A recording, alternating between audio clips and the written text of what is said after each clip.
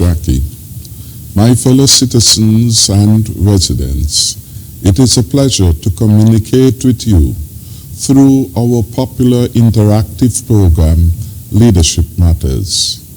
This is being aired across multiple media platforms, such as ZIZ Radio and Television, Facebook, and YouTube. This program is an excellent example of good governance at work. We promise better engagement, better information sharing, education and collaboration between the people and government. Leadership Matters, my press conferences and Parliament allow us to keep faith with the people of St. Kitts and Nevis. Our regular dialogue with the people through multiple forms and media is part of the consultative democracy that has become the norm since 2015. Tonight I will talk to you about the measures we are implementing to improve the condition of our workers, to protect their jobs, and to create new job opportunities, especially for our young people. Through prudent management, we are able to do this while ensuring the health and safety of our people. Over a year ago, we made a promise to you. We promised to build more homes, to create more jobs, and to keep our streets safe. Tonight I want to share with you how we are delivering on those promises. We are building on our record of delivering for you. We are building on our record of over 3,000 housing solutions delivered to families affected by hurricanes through the popular Hurricane Relief Program. We are expanding support to those impacted by COVID-19 through the Poverty Alleviation Program and income support relief on a scale never before attempted in this country. We continue with God's help to use our best efforts to manage the COVID-19 pandemic. As your Prime Minister, I am committed to service. I recommit to lead justly, with mercy, and walk humbly, consistent with the guidance found in the book of Micah. I remain resolute in my commitment to help the vulnerable, reaffirm the dignity of the poor, encourage entrepreneurship, and I promise to continue to work with all for a better and brighter future. That is why I am so passionate about creating jobs and looking after our people. Jobs are really about human dignity and enhancing the quality of life of our people. That is what your Team Unity government will continue to do. We will deliver real jobs.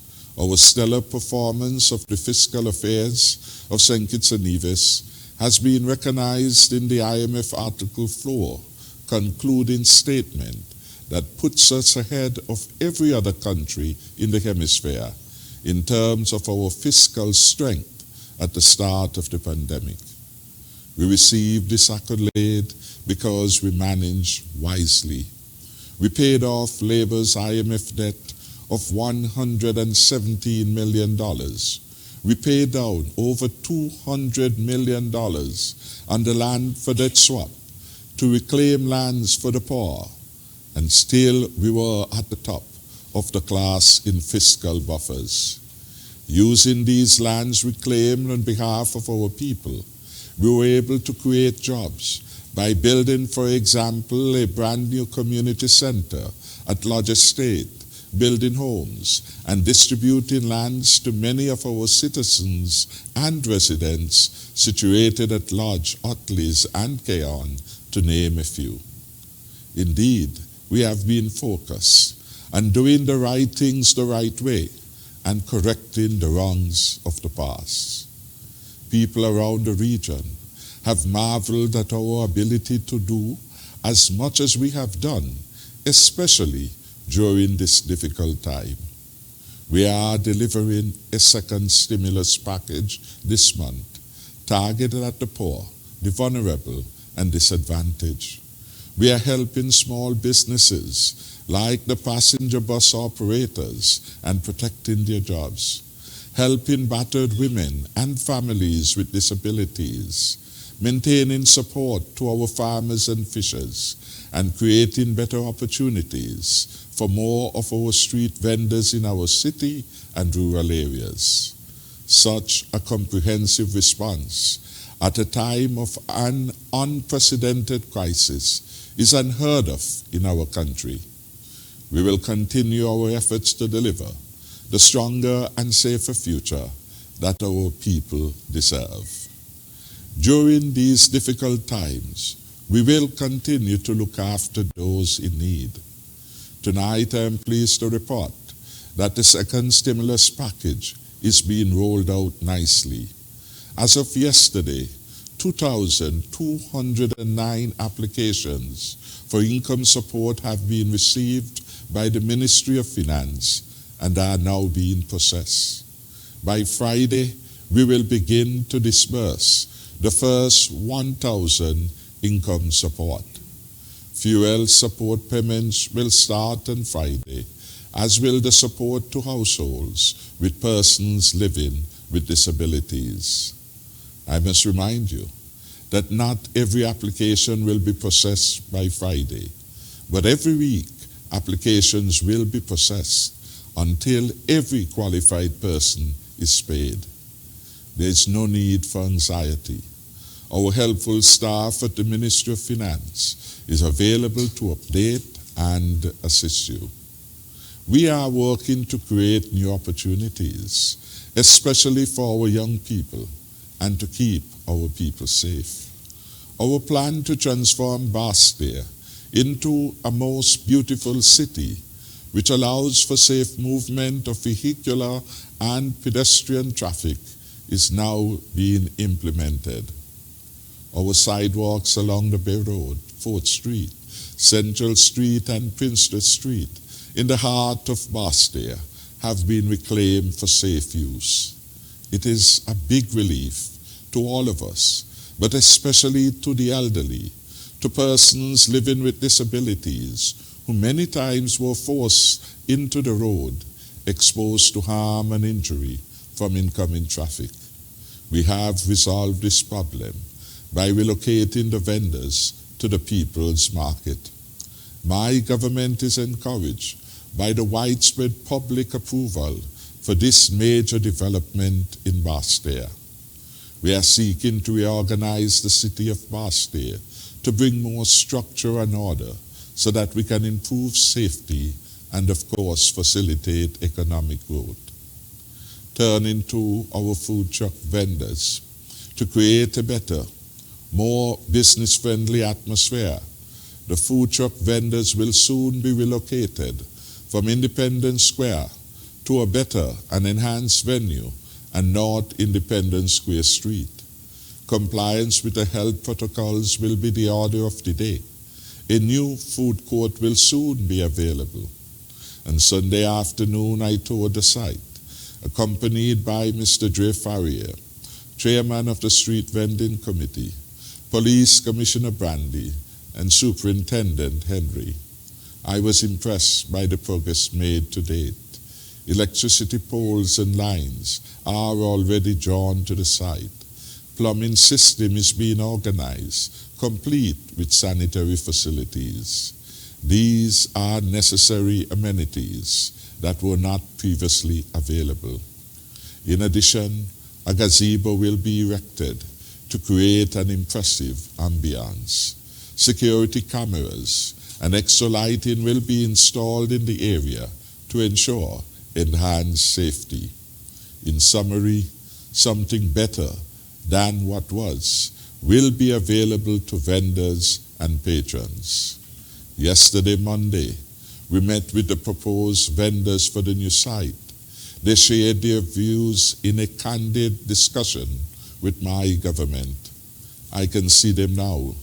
Sheldon Gittins, Latrice Christopher, Errol Phipps, Samantha Liddy, David Heiliger, Najma Prentice, Kaya Pontine, and Pedro Wilson. Good things are happening.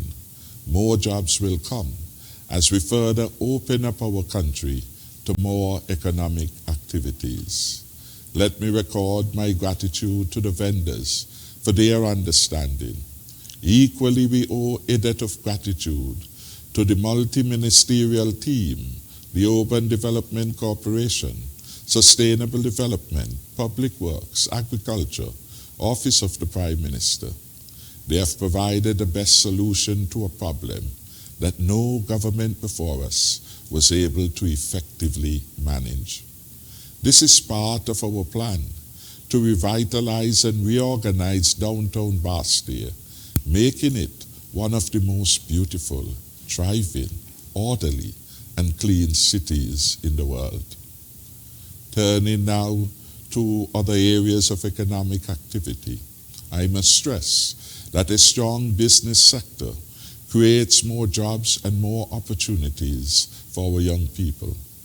And that is why we want a thriving country in which every community is alive and well. We support and encourage entrepreneurship, especially among our people, the young and talented, seeking to carve out a prosperous future. The hundreds of loans approved for small and medium-sized enterprises through the Fresh Start program provide ample evidence of our tangible support. Tax concessions to small and medium-sized enterprises again demonstrate our support. Our waiver of stall fees at the People's Vendors Market and fees associated with the North Square Street location is another example of my government's commitment to help small and medium-sized enterprises. It is our commitment to the success of SMEs that led my government to transform Black Rocks, creating booths for our sons and daughters to ply their trade in craft, in clothing, food and beverage. At Black Rocks, we created a masterpiece of a deck and lookout area, now popularized for weddings, sightseeing, photography, etc. I must commend the young architect again, Miss Carissa Roberts, for designing that masterpiece. The more visitors to Black Rocks, the higher the patronage and sales for businesses there. Similarly, we are creating farmers and vending markets in key areas to support our farmers, our fisher folks, and indeed other small businesses. We started last Saturday at Warrior Strip, Connery, and Pan Road. We shall improve on the temporary arrangements in the near future. Some wonderful things are about to happen again under my Team Unity government, and we appeal for private sector support as we put our country on a renewed path to the stronger and safer future. I encourage the patrons to continue to give strong support to our small businesses. The truth is, no place in St. Kitts and Nevis is too far. Distance is relative. I encourage our vendors to offer quality products, quality food and beverages, and indeed quality service. I encourage them to get vaccinated, thereby protecting themselves. In the same way as the Ministry of Agriculture has popularized night vending at our public market, innovations will come to these new sites, attracting increase in business, jobs, and higher income to all vendors. Anyone who is displaced at this time has access to the broad range of social safety nets which my government has in place, including PAP, that is $500 per month. Our income support of $1,000 for the next 3 months, and we are also providing support for households with persons living with disabilities. None will be left behind by my government. All are encouraged to contribute to a stronger and safer future for themselves and their families. You can contribute through your industry, creativity, innovation, and talent. The best help is self-help. The best hand-up is a job. That is why we are working hard to put our country back to work. That is why, as Prime Minister, I have taken a personal interest in ensuring that these bold decisions we have taken are implemented in a manner that advances the well-being and welfare of all. A note with respect to the cruise industry. Thursday was a red letter day for St. Kitts and Nevis. It marked the inaugural visit of Seabourn Odyssey, the first cruise vessel to return to St. Kitts after a 16-month suspension of cruise business.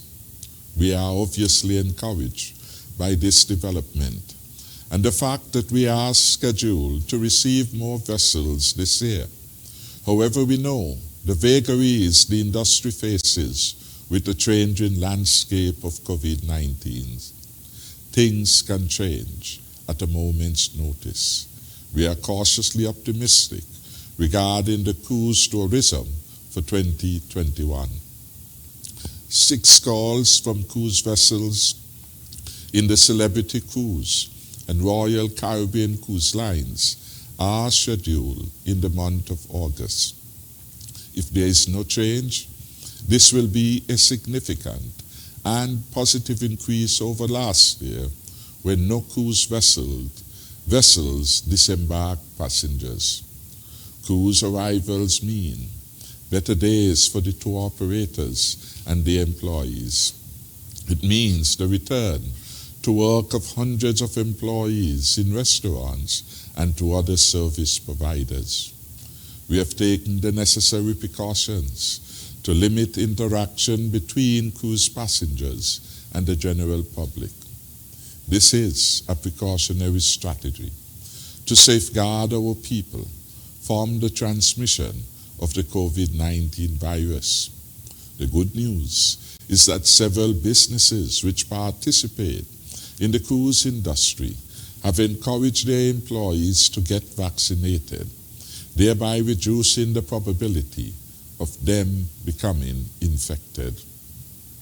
We continue to examine the bubble tours to see how we can safely extend them to more locations, for example, Port Sante in due course.